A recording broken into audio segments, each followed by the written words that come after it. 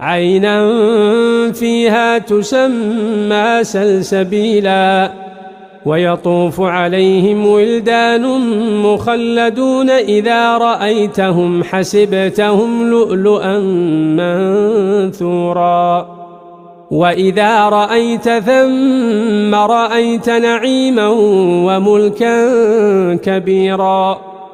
عاليهم ثياب سندس خضر واستبرق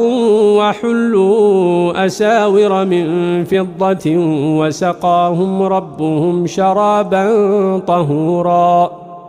إن هذا كان لكم جزاء وكان سعيكم مشكورا إنا نحن نزلنا عليك القرآن تنزيلا فاصبر